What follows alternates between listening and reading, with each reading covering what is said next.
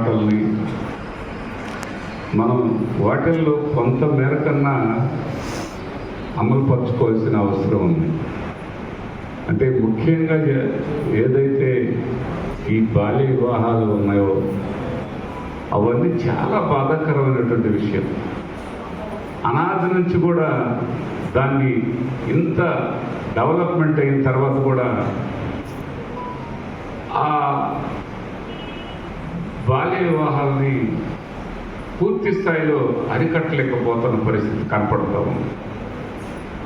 ఇప్పుడు బాగా చదువుకుని బాగా మంచిగా రాణిస్తున్నటువంటి అమ్మాయిలు కానీ అబ్బాయిలు కానీ అసలు యువత అన్ని విధాల ఎంతగానో ముందుకు వెళ్తున్న ఈ తరుణంలో ఇలాంటి ఈ బాల్య వివాహాలు మరి పూర్తి స్థాయిలో అరికట్టలేకపోవటం అనేది మనం అందరం కూడా చెప్పాలంటే బాధపడాల్సిన అవసరం ఉంది. మనం చేయలేకపోతున్నాం. మనం ఎక్కడెక్కడో మన భారతదేశంలోనో లేకపోతే మన రాష్ట్రంలోనో లేకపోతే ప్రపంచ దేశాల్లోనో ఏవో జరుగుతున్నాయి. వాటి గురించి మనం పెద్దగా ఆలోచిస్తా పెద్ద పెద్ద బుక్స్ చదువుతా ఉన్న మా ప్రిన్సిపాల్ గారు లాంటి వాళ్ళు వీళ్ళందరూ ఇక్కడ మన స్థాయిలో మనం పనిచేస్తున్న కాడ మనం 100% ఈ బాల్య వివాహాలని మేము అరికట్టగలిగాం. ఏదో ఒక చిన్న కాల్ చేస్తే ఆపుకునే దానికి అవకాశం ఉంది. ఒక చిన్న మెసేజ్ ఇస్తే వెంటనే చర్యలు తీసుకోవడం జరుగుతుంది. మీకు తెలిసే జరుగుతున్నాయి, మీకు తెలియకుండా జరగట్లేదు. అంటే అది కూడా రాజకీయ నాయకుల పైనే, అది కూడా రాజకీయ నాయకులు ప్రెషర్ చేస్తున్నారు, ఒత్తిడి చేస్తున్నారు అని అది కూడా అక్కడ దాకా తీసుకెళ్తారు. కానీ రాజకీయ నాయకులు కూడా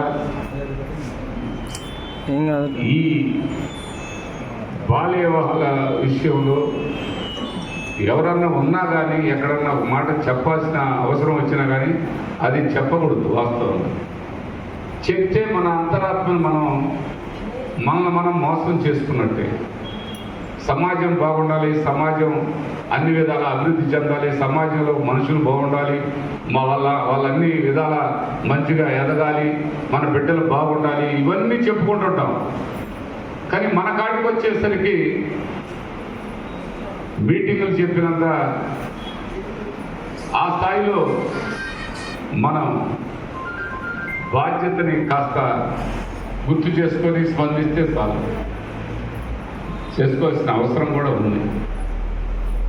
నాకు తెలిసి నన్ను అందుకే అందరూ ఆయన అలా మాట్లాడితే ఎలాగయ్యా, కాస్త పట్టుడు ఉండాలి కదా, అలా ముఖం మీద మాట్లాడితే ఎలాగయ్యా, మరి అంతా లగ్గాలు పెట్టుకున్నాం కదయ్యా, ఆయన గాడికి పోయి ఆయనకు తెలియకూడదయ్యా, ముందు ఆయన పిలవకాకూడదయ్యా అని చెప్తారు. అంటే నాకు తెలిస్తే నేను 100% దాన్ని అంగీకరించను. ఎందుకంటే ఇవాళ చూసాం చాలా ఆ చిన్న బిడ్డ ఇలా చెప్పిన అమ్మాయి లాంటి అమ్మాయిలు ఎందరో నా గాడికి వస్తున్నటువంటి వాళ్ళే ఆ బిడ్డల్ని సంకనేసుకొని వచ్చి ఆయన ఏదో ఈ మోటార్ సైకిల్ యాక్సిడెంట్ అయ్యో ఏదో విధంగా ఇబ్బంది పడు వాళ్ళకి ఏమీ తెలియదు.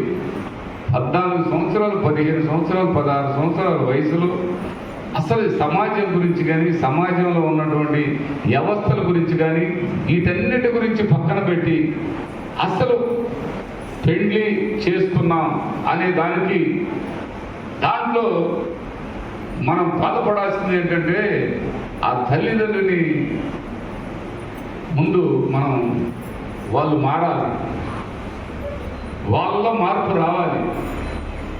మనమందరం కంటే ముందు తల్లి తండ్రిని వాళ్ళు కాస్త మనసు పెట్టాలి.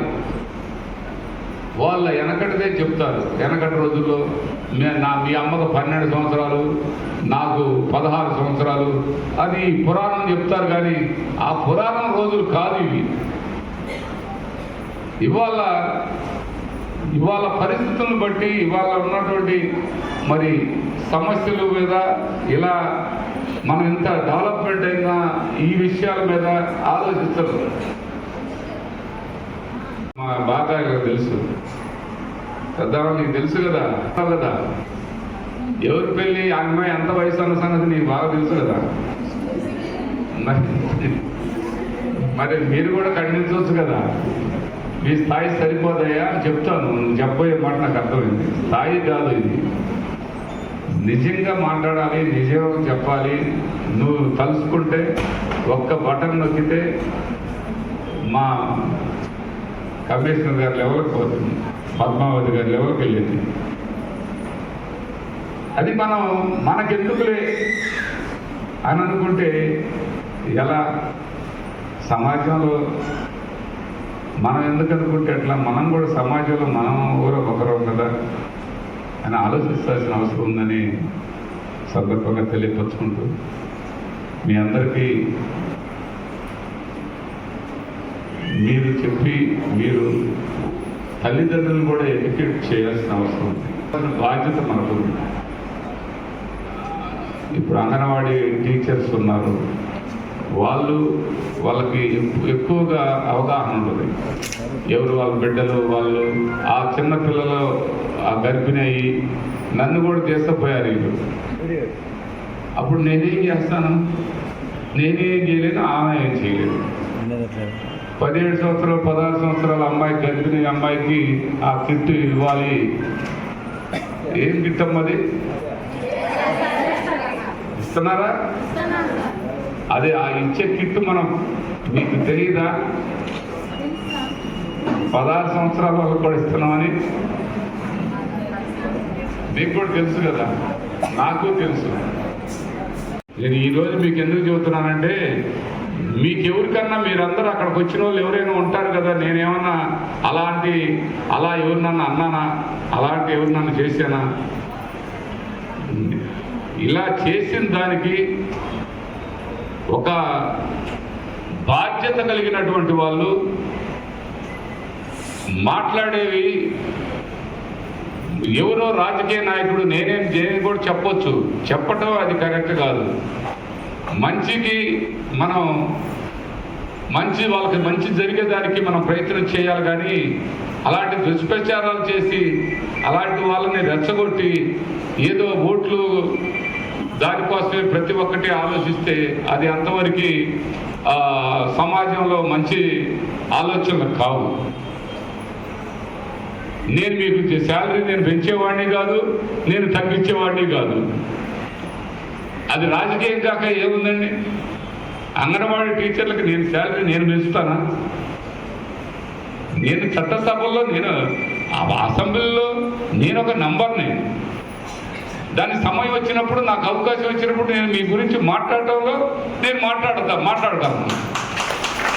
అంతేగాని మీరు ఇచ్చింది విన్నాను, నేను అసెంబ్లీలో అవకాశం ఉంటే నేను మాట్లాడాలి.